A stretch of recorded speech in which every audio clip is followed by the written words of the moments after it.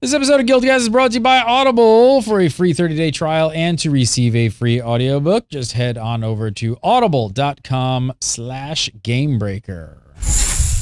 Gamebreaker TV.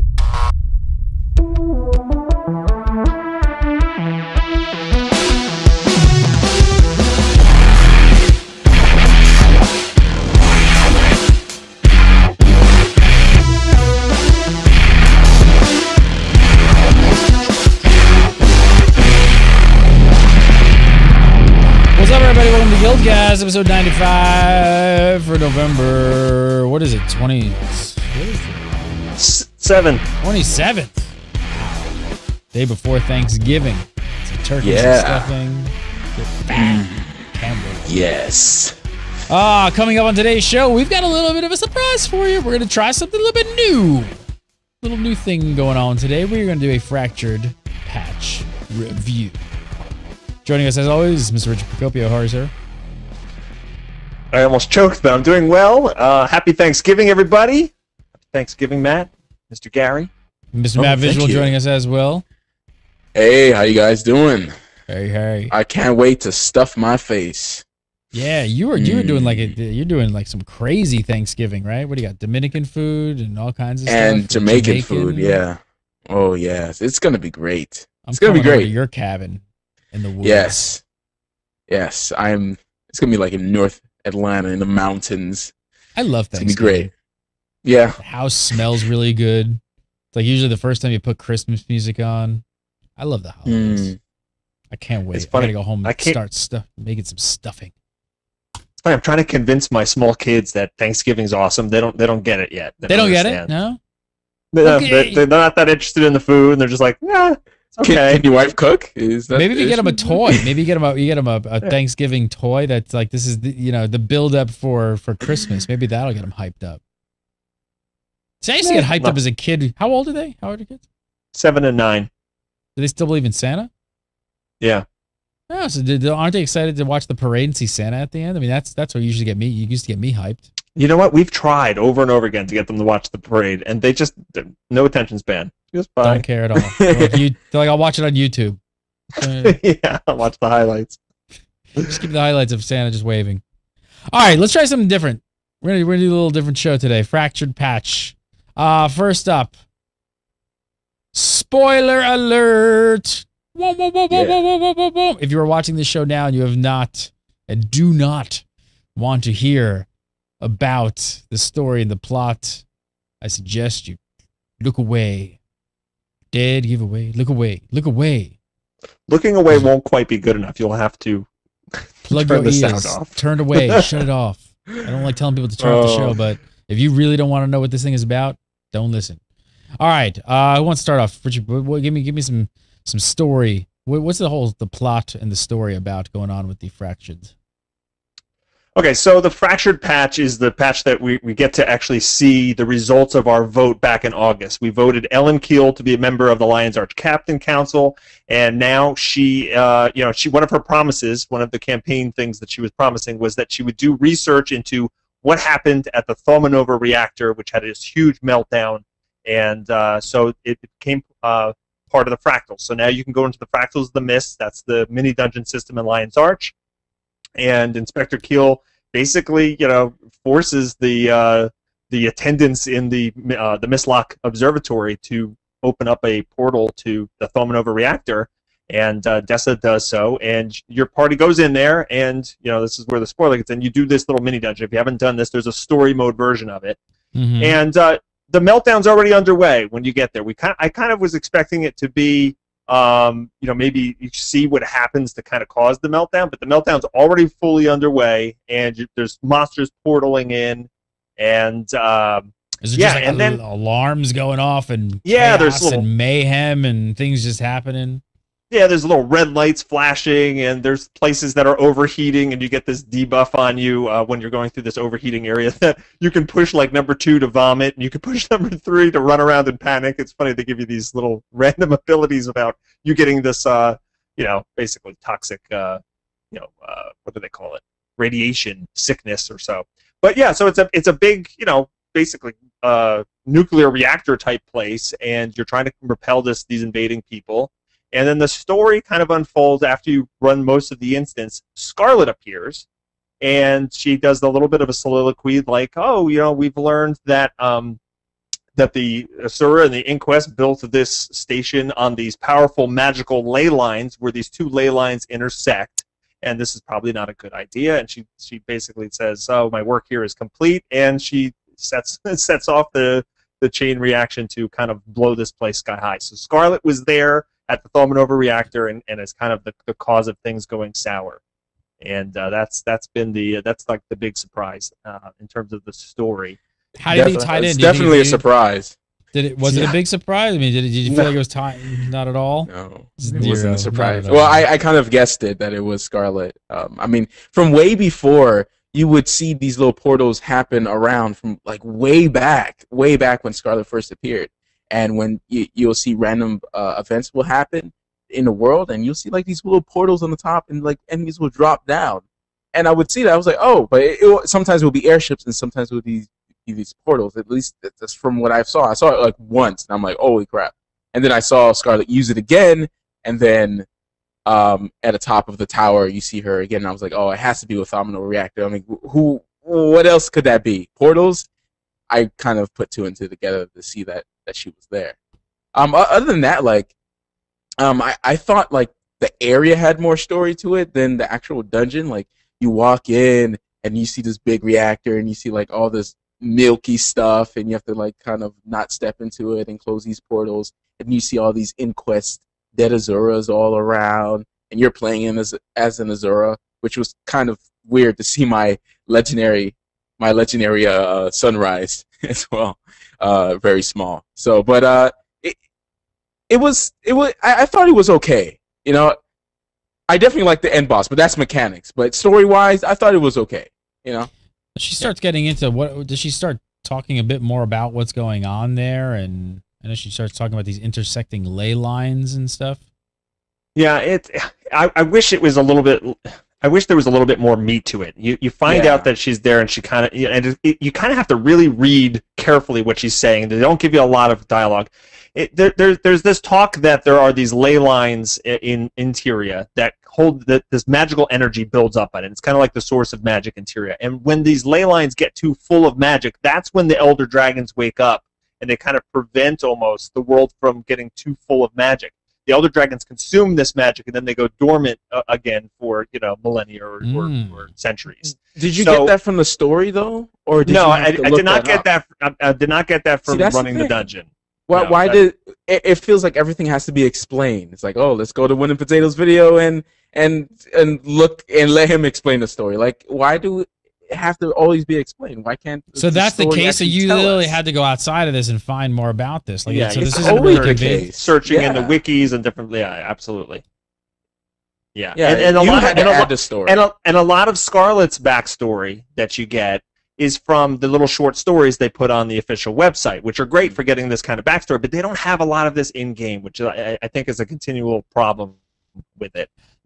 Like Scarlet, part of the reason why it's not a complete surprise that she's involved with the Thaumanova reactor is if you read the short story about her on ArenaNet's website, which they put out, I guess, in September or October, she actually visits a whole bunch of different factions and like this thirst of knowledge, right? She spends a lot of time with the Inquest, and she also graduates from all three Asura colleges. So she probably was well aware that they were doing some sort of big research in the Thaumanova reactor. She kind of weaseled her way in there, learned what she could, and then set the place to blow up. So it kind of fits the story they laid out, but it's not enough of it in game for you to discover.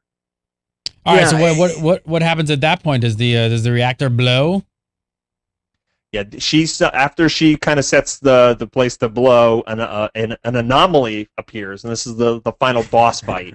And we'll talk about that in the mechanics section. But yeah, so after you beat that, then you kind of escape and you go back to the observatory. And this is probably the most interesting thing for me, the part that I liked. So Ellen Keel's like, whoa, glad you made it out of there alive. And she actually orders Dessa, who is the Asura that's in charge of the Fractals research, to come with her for questioning outside of the portal to go back to Lion's Arch with her. She's basically not really under arrest, but she's taking her in.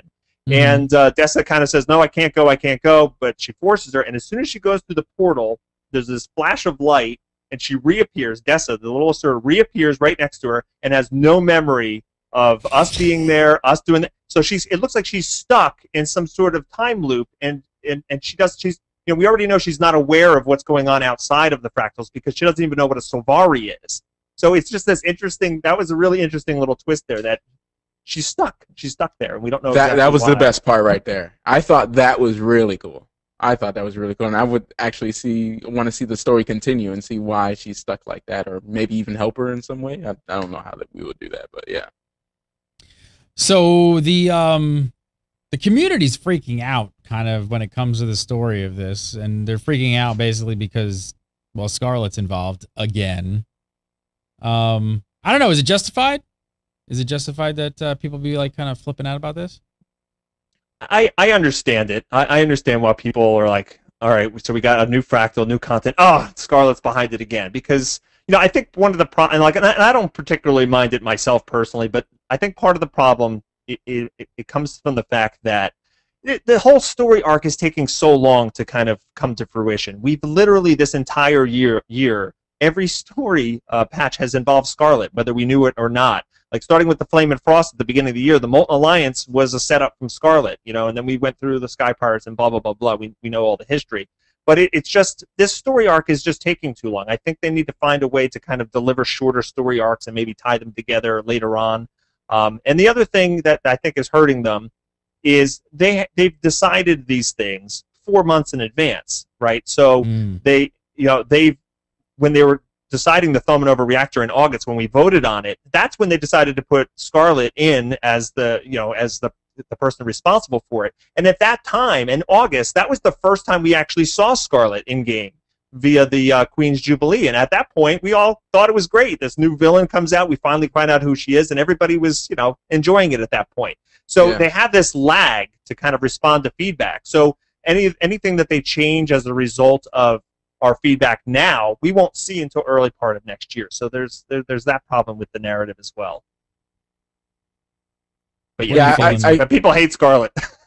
Yeah, people really hate Scarlet. I enjoy Scarlet as a character, but I feel like the execution of the story, and I don't think it has anything to do with the writing, but the way how they're delivering the story, and then like it hits you with the ending with just no middle. It's like there's a beginning and then there's an end, and there's no meat there. There's no cheese. There's no mayonnaise. There's no honey mustard. There's no nothing there. All right? It's like, where's the banana peppers? Where's any of that? It just hits you with the end, and then you're like, oh, I didn't really care at that moment, because you felt like the buildup wasn't there. Well, at least for me, yeah. No, so the community is even speculating, whether or not Scarlet would have been involved with the other Fractal, the fall of Abaddon. Is that what it was? Abaddon. Yeah. If that would have been voted in by players, I don't know. Do you think Scarlet would have been?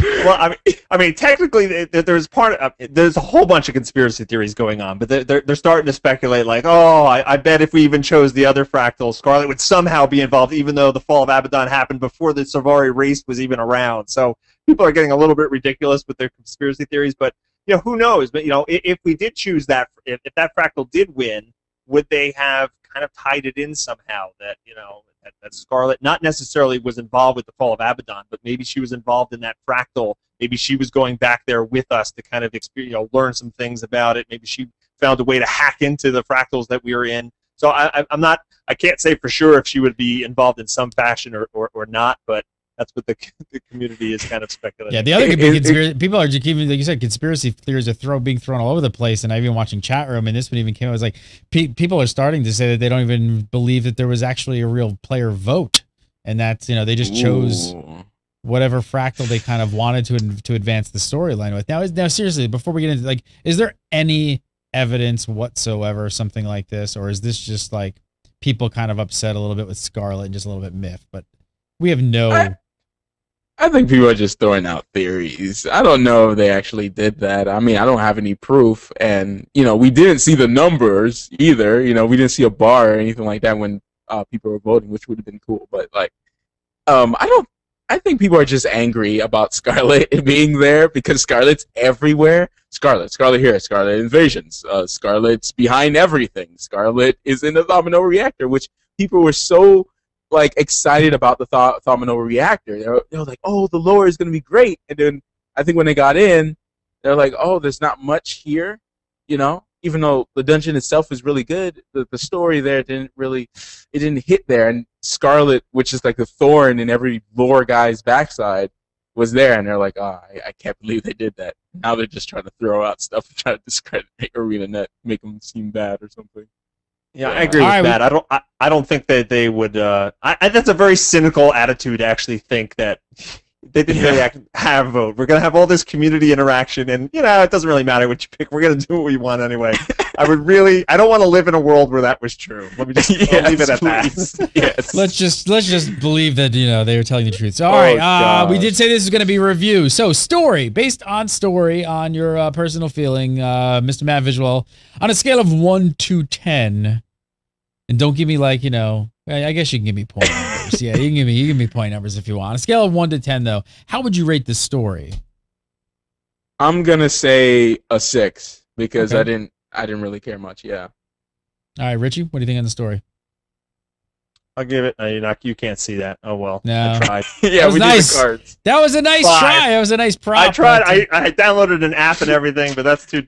Let me see. It's too blown out. It was white. Yeah, paper and a marker might work better. No. Maybe a black background. I give it a 5. 5. I give it a 5. Ooh. Whoa. Yeah, you know what? I was excited. I was excited to actually find out more about, literally what happened with this reactor. We know that these reactors were researching dragon energy, and we didn't really get anything out of it besides Scarlet was there to blow it up. So we didn't learn anything about the other dragons, really anything about the world. We just learned that the big reveal was Scarlet was involved. So to me, it didn't do anything for me. Went a little flat. All right, let's talk about the gameplay and the mechanics. So you mentioned a new boss fight. Tell me a little bit about that. There's 2. Let's talk about the first one. What is the first one? Subject 6? Yes, which is ooze. Subject 6 is a big, bad ooze, which kills any player who doesn't pay attention to the fact that it turns into a shield and reflects all the damage to the whole party. Yeah. Stop hitting it. I actually said the words. I said the words last night. If you see the ooze turn into a Hershey Kiss, stop attacking. Yeah, we had to sit back and look. We're like, hold up. Everyone just look at the ooze for a second. Okay, that's the reason why we're taking damage. Okay, so now we have to sit back. It also has, I almost thought it had the Lupicus thing where you had to stop in Lupicus you had to stop these, I forgot what they're called. The little slimes. The little things. Yeah, yeah. The grubs. Lupicus is grubs. The grubs, yeah. You have to stop the grubs or they'll get a buff. But basically, if the oozes reaches the subject 6, basically heals life, right? And to the point, straight at the end when you're fighting him, right? So basically, don't attack him when he's doing the shield thing and kill the oozes before they get to him while doing damage to him. But at the end, 20 billion oozes comes in and it will heal him to full life if you're not careful, if you don't kill the oozes. So you have to repeat it all over again if you're not careful. But I enjoyed it because he does this move where he just goes like this, he spins, and all these spitballs come out of him. And it just looks really, really cool. Really cool. I enjoyed that boss fight. Yeah, it's pretty spectacular to actually see that move. He's shooting projectiles all over the room. There's barely any place to stand. Unfortunately, I had somebody playing on a slow laptop last night. They're like, "This is frame rate hell," but it looked cool to me. Yeah, it's a pretty fun boss fight overall. But not going anything crazy with any boss mechanics. It sounds like some pretty straightforward, kill the ads, stay out of this stuff and burn them down. So, now how about for the anomaly? Ooh, the anomaly is ridiculous. Yeah, the anomaly is actually one of the better boss fights they've had in a while. You're up on a platform way above the reactor, and there's all these hexagon shields that you're kind of standing on. There's a grid, and this guy, he kind of looks like a being made out of light or a constellation. He reminded me of the the hard mode only boss from Old War in World of Warcraft. But so basically what he does, he shoots a beam at random people, and if you're hit with the beam, then the hexes that you're standing on become purple, and then they disappear, and if you fall, you're just instantly dead. So you have to start running around if he targets with the beam. He also debuffs random people with a little bomb mechanic, and also you leave a trail of little bombs that kind of blow up the hexes that you're on. So the whole time you're kind of trying to, it's like the snake and apple game that you used to, or like Tron Cycles, somebody was saying you don't want to like box yourself in and make it so that you have no place to go while you're fighting the boss. It's a really cool fight. It's a ton of movement, and I enjoyed it quite a bit. If you fall, you die permanently. Like, no one can revive you because you fall into this little box in the middle of the room. You can get revived. We actually were able to get a couple of people, but what? Sometimes what you have to really edge yourself in there very kind of tightly. If you get too close, the shield will bounce you back. But you are resable. It's just difficult. Yeah, well, especially with all the hexagons going away, they turn purple and then they're just gonna fade away. And like Richie was saying, basically things are just fading around you, and sometimes you will just end up on one hexagon, and you have to like really jump or use one of your moves to jump across to make sure you don't fall off. There are a lot of cool moments like that in this boss fight. So what do you guys think overall? Good stuff? Oh yeah. I enjoyed the bosses. Definitely. Yeah, so those are the two new bosses in the new Fractal, and then they also added two new bosses at the end. We'll get into that in a little bit, but the Aetherblade Retreat boss is now part of the Fractals, and so is the Molten Duo from the Molten Weapon Facility. So those are encounters we've already encountered before, but in terms of the two new bosses they introduced, yeah, pretty fun. Now, what about the Fractal changes that they introduced? Which is account bound, Fractal level, which is great. That's the best. Yeah, that clearly it's the best. I mean, some people have, they're on their main and then they play a lot of, we'll say a lot of people have a lot of alts, right? And they play up to like level 30. Like a lot of people from the beginning of the game, when the Fractals first came out, they went on a Fractal craze like most people do. When something new comes out, you just keep doing because you're so invested in it. And then you don't feel like playing that character anymore, right? You just switch to another one. You switch to your warrior, for instance. Now you play your warrior. And now you have to start from level 1 again. And it's like a little depressing. So the progression in Fractal difficulty now account bound. That's basically where you're getting at. So everybody's happy about that thing. What about the length of the Fractal runs? Yeah, so they actually went. Go ahead. Okay. I said they went through a normalization of that. Basically, in the past, you could get like really bad luck. You're getting 3 random Fractals, and you can get like 3 really difficult ones or 3 really long ones, and you just had such a variety. Sometimes you were done in a half hour with 3 Fractals, and sometimes you could be there for an hour and a half or 2 hours, depending on what difficulty you're doing. So what they did was they said, all right, here are the easiest Fractals and the shortest Fractals, here are the medium ones, and here are the hardest and long ones, and now you get an easy, a medium, and a hard every time you run the Fractals. So overall, it should average out so that it's you're not getting as a variety of different lengths by doing the Fractals. So there's a little bit of overlap. Some of them are available in multiple tiers, but I ran a set last night, and it seemed better, not knowing that I'm not going to get like Dredge plus Cliffside, some of the longer ones all in a row. So that was a good change as well. Well, most people just keep resetting until they get Mossman, pretty much. Yeah, you could do that in the beginning, right? Yeah, and then all of a sudden you get Dredge, and you're like, oh, this is not bad, and then you get the stupid Fire Elemental that takes you 5 hours on level 40 Fractals. It's great. Now, the other thing that so much pain. There's also there's boss Fractals at every difficulty level now, right? Not just the even numbers. Yes. So, and I think you mentioned this before, but there's 3 boss Fractals now, just instead of 1. Yes. Yeah, they just made that whole thing a lot more elegant, because in the past, when you tried to explain it to people, they would get so confused. You'd be like, now if you're doing an even level difficulty, you have a 4th boss Fractal at the end, but if you're doing an odd level difficulty, you don't have that one at all. So it was a nightmare to kind of explain and get the hang of it. Now you do a boss Fractal every single time, and instead of it always being the Jade Maw, you actually have a random selection of 3 different bosses, which I mentioned earlier. So it's just a much better experience overall. What do you guys think about what do you think about the change with the agony resistance infusions? Not a huge fan of it, maybe. I don't. So what they're doing here is they wanted to give you some more drops so that you can work on your agony resistance by actually getting the infusions in the fractals. So when you complete a fractal, you'll get something like I got it last night. You get a +1 agony resistance infusion, and you can you can slot that into your gear, so you have +1 agony resistance if you have an ascended ring or whatnot. But you can also combine 2 +1s using your artificer skill, and there's another mat you have to add to it too. It's a thermocatalytic reagent. So when you combine those together, then it creates a +2 agony resistance.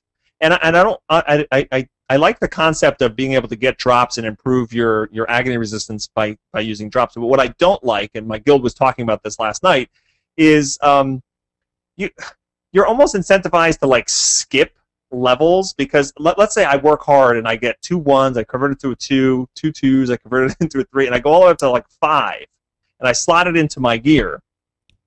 Then you can't extract that 5. That 5 is now gone. So if I want to make a 6, now I have to bump two different ones all the way up to 6, and then combine those, to combine those together. So I can't take that 5 out and use it to upgrade. Is my point. So it just creates this very kind of labored, clunky way to climb up. You wind up trying to save up rather than using the ones. You never want to use like 1s and 2s to gradually increase your agony resistance. You're incentivized to just hold on to them and hoard them until the last possible moment, and then combine it for the biggest thing possible. And I just think there should be a mechanic to maybe take them out, or something a little bit different with how that works. Now this is kind of, explain this to me. Each fractal above level 30, you said a disadvantage. It's called misstock instabilities. It's going to actually make things harder. How does this work? What is it? This is a big change, right? So it seems like it's from the wiki. It seems like it's already locked in. So 31, you have like Mist Stalker, which the Mossman stalks you through the fractals. Level 32, you get impaired immunity. Conditions applied to you last longer. It seems like it's all like it's already kind of scaled. It's predetermined. It's not random. Right. Yeah, so level 31, when you're running around, Mossman, who's just one of the bosses from the Fractals, he'll chase your party around and attack you at different points. And it just gets ridiculous from there. I was watching people doing a live stream.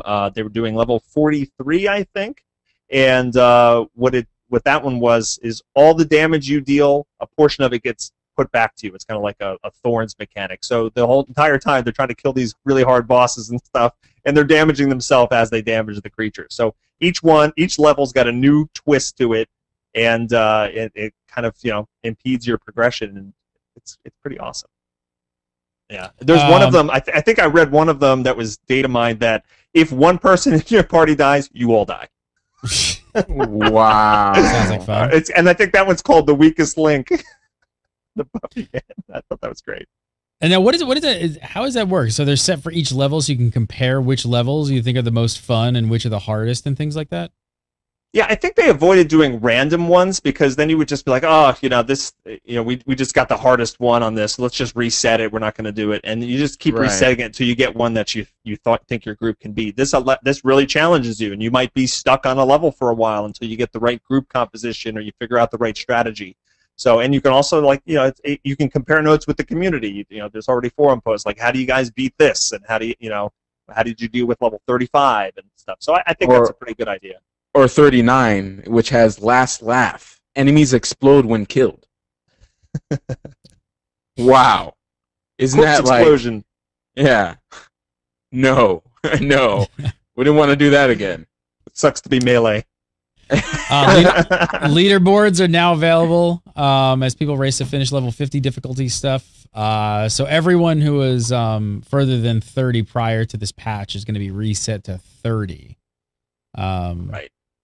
So that's a big one. Next one. Go ahead. You got something? I was just gonna say, yeah. There's a race ongoing now, because people want to be able to kind of claim their top spot on that. The one thing that I don't love about it is this seems like a one-time kind of race to the top, and then there's not that race will kind of be over at that point. There's not a lot of way to get onto the leaderboards once the race is over. But because it's locked at 50. That's the weird thing. 50. It's either 50 is too hard, or everyone's gonna get to 50 and it's not gonna matter.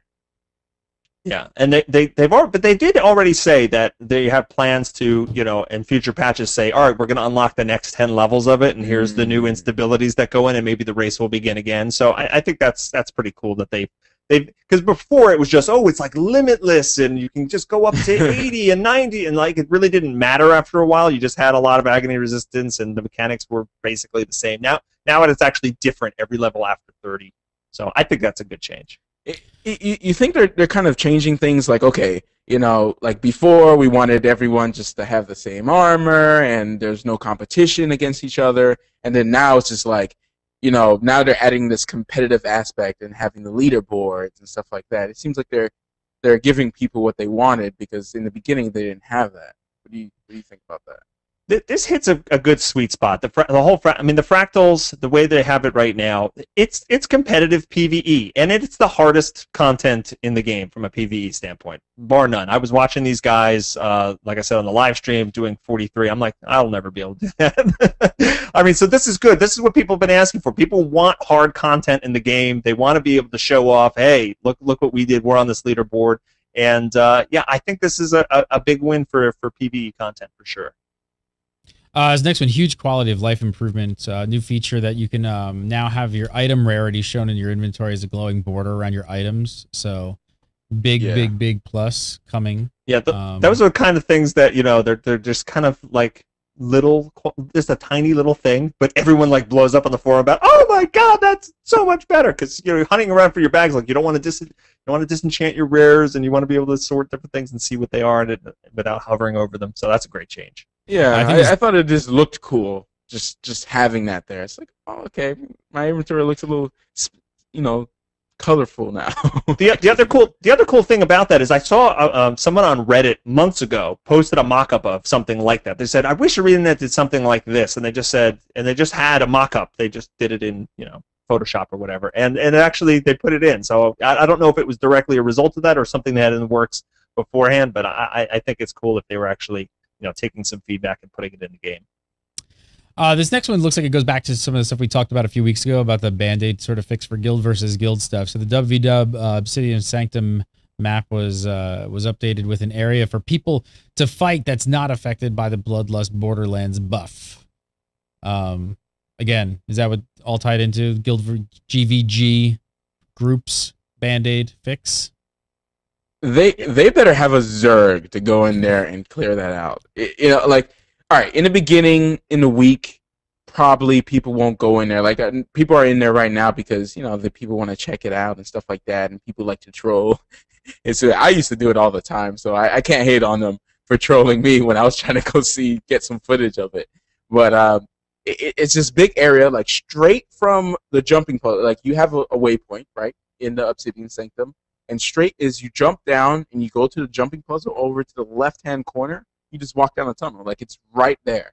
It's right there. So, really, for GVGs now, they're going to have to clear it out. And I feel like some trolling will be had. It will be had. I don't know if this is such a great thing for them. I want to really hear from them to see if it's actually been, like, something they wanted and is actually working, from all these, if you're on, like, a low-populated World v. World server, for instance, that would be fine because nobody would be in there, and you can just go and take that spot. But if people are constantly in that jumping puzzle, then that might have some issues there. And I'm not a guild versus guilder, so I'm not part of the community. But the way I understand it, this is much better than what they had before when they were in the actual open world of world versus world. In that they're not going to be affected by Bloodlust anymore, which totally, if your server has Bloodlust at the time and you're trying to do guild versus guild, then the other people have enhanced stats and you're affecting the world versus world score, and those are negative things. And you have like this little section, or not even a big section, this big kind of play area.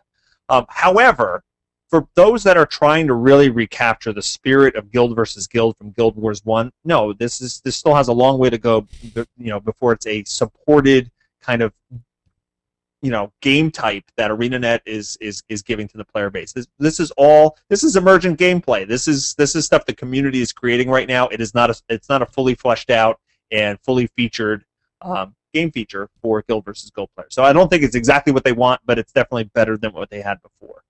All right, so gameplay and mechanics. Gameplay and mechanics. Mr. Matt Visual, on a scale of 1 to 10. What's he give the gameplay for the and Fractal mechanics? Stuff? For all the game improvements. All the gameplay and mechanics. Man, I thought this was great. So I am gonna give it Maybe Jeopardy music or something.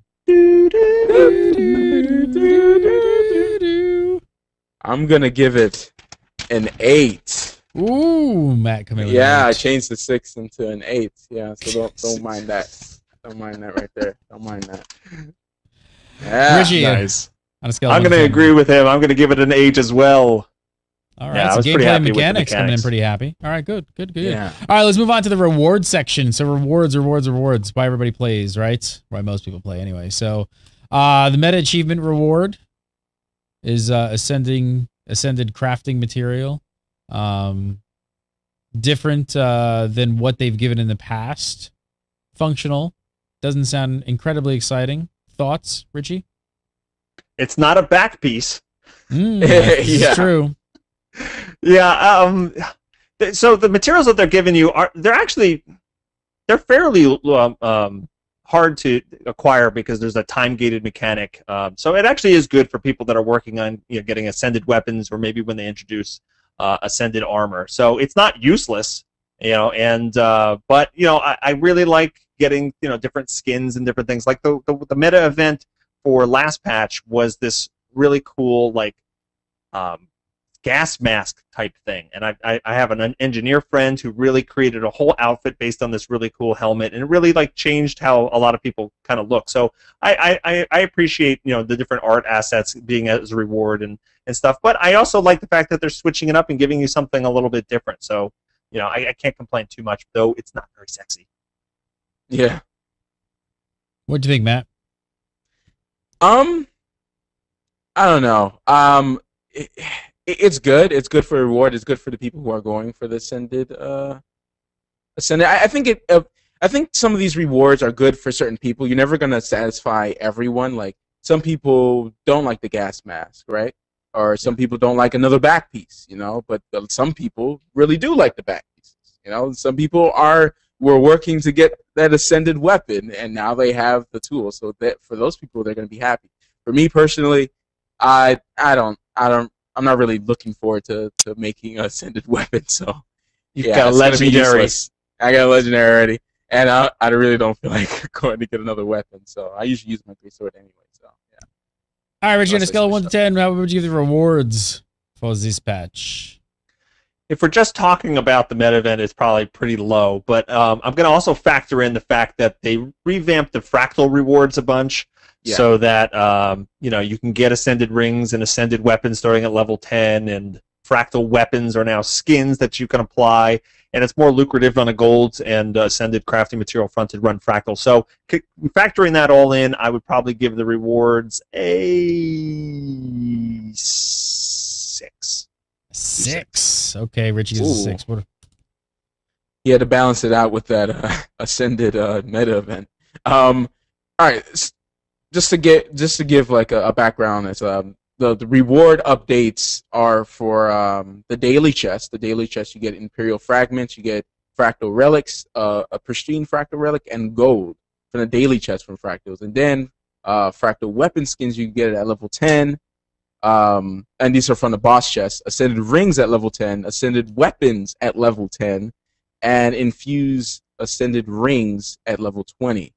That's actually pretty good, and it'll probably get people into the game. I'm gonna give rewards a 7.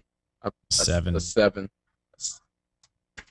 It's in there somewhere. That's just a big mess now. It's in there somewhere. It's in there. Don't worry about it. It's in there. People see it. All right, I want to talk about your overall and fun factor, but first I want to tell you guys about a great deal we got going on with Audible. want to hook you guys up with a free 30-day trial and to get a free audiobook. All you got to do is go to audible.com/Gamebreaker, use the URL, sign up, download the app to your iOS device or your Android device, get to download the book. Let's look at book 2, The Eldest, today. We talked about book 1, I think, a couple weeks ago. Take a listen to book 2. After seeing men torn apart by the cull, a race of giant urgles, and the ground a bed of thrashing limbs, and the dirt so wet with blood it soaked through the soles of his boots. If any honor existed in war, he concluded, it was in fighting to protect others from harm. He bent and plucked a tooth, a molar, from the dirt. Bouncing it on his palm, he and Saphira slowly made a circuit through the trampled plain. They stopped at its edge when they noticed Jormungandr, Al-Jihad's second-in-command in the Varden, hurrying toward them from Trondheim. When he came near, Jormungandr bowed, a gesture Eragon knew he would never have made just days before. "I'm glad I found you in time, Eragon." He clutched a parchment note in one hand. "Al-Jihad is returning, and he wants you to be there when he arrives. The others are already waiting for him by Trondheim's west gate. We'll have to hurry to get there in time." Check it out. Check out Eldest, The Inheritance Cycle, Book 2 in the Eragon series. We talked about Eragon a couple weeks ago. Matt was not a fan of the movie, but a fan of the book. So you should probably go check out Book 2. And you can receive it absolutely free. All you got to do is go sign up, make a new account, audible.com/Gamebreaker is the URL to use. And you're going to get a free 30-day trial and a free audio book. All right, so I'm going to wrap this up by, I want to know some overall scores, some fun factor. Richie, how did you feel overall? I feel big package of... Big package. Big package. I feel overall, I feel more motivated to actually run Fractals now. Before, I never felt there was a big reason or incentive for me personally to continue up into the high-level Fractals, because really what you were doing, it felt like progression for the sake of progression. You weren't really seeing a ton of new mechanics. Sure, it got harder. The bosses hit harder. There was more agony. You needed more agony resistance, but really there was no reason to go down that treadmill for me. Now I feel like I actually want to see what some of these mislock instabilities are like. You know, some of these difficulty levels, some of these crazy, environmental effects they throw at you. So and the rewards are better while you're doing Fractals. So I feel more motivated to do it. I had fun with my guild last night jumping in. So overall, fun factor and overall impressions of the patch, I'd probably give it a 7. We'll go with 7. 7. Not a bad score. Not a bad score. 7 out of 10. Not a bad score. All right, Mr. Matt Visual, what were your thoughts? Your overall thoughts? All right. So, coming from a guy who is kind of in the middle, who, from someone who does a lot of Fractals and someone who does very little Fractals, I'm kind of somewhere in the middle. I kind of hop in with a couple guildies every once in a while to do it because, just for fun. And I thought the patch revamped a lot of good things. It seems like they're trying to get new players in there, with the trailer and then telling you to do the story mode first and stuff like that. And the mislock, I think, adds some nice flavor to just going. You're thinking about which level you're going to go on next. You're like, okay, so this one we're going to have this mislock ability. You're thinking about that ahead of time. And you wonder what's gonna happen instead of you're like, okay, I'm gonna keep resetting until I get the Moss Man, and then we can go through this just like every other day, and make sure you have your agony resistance. So I feel like it does add a lot of flavor to it.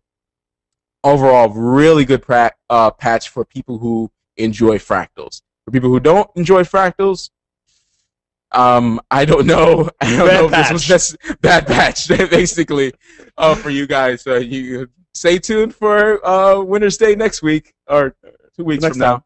Yeah, next time. So for me, I'm going to say overall fun factor, had a good time with the story.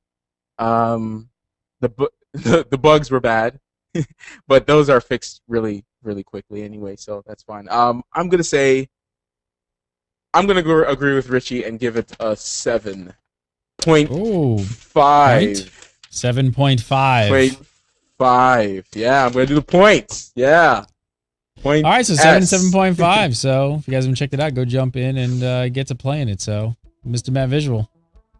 Yeah. Follow him on Twitter at Matt_Visual. And of course, go over to his YouTube channel. Check it out, check it out, check it out.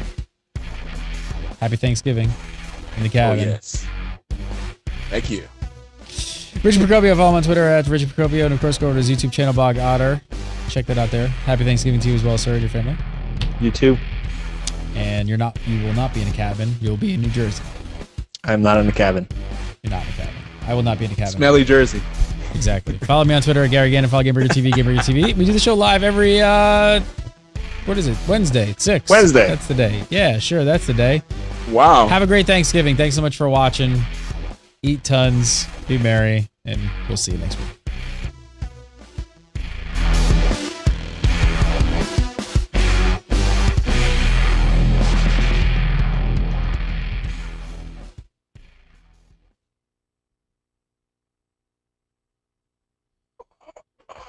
All right, gentlemen. Get stuffed. Get stuffed. Go cook. Ladies and gentlemen, boys and girls. All right, good show. Chat room, thanks so much for hanging out. And Before the show, Matt's talking about all the food that he's going to get on Thanksgiving, and then during the show,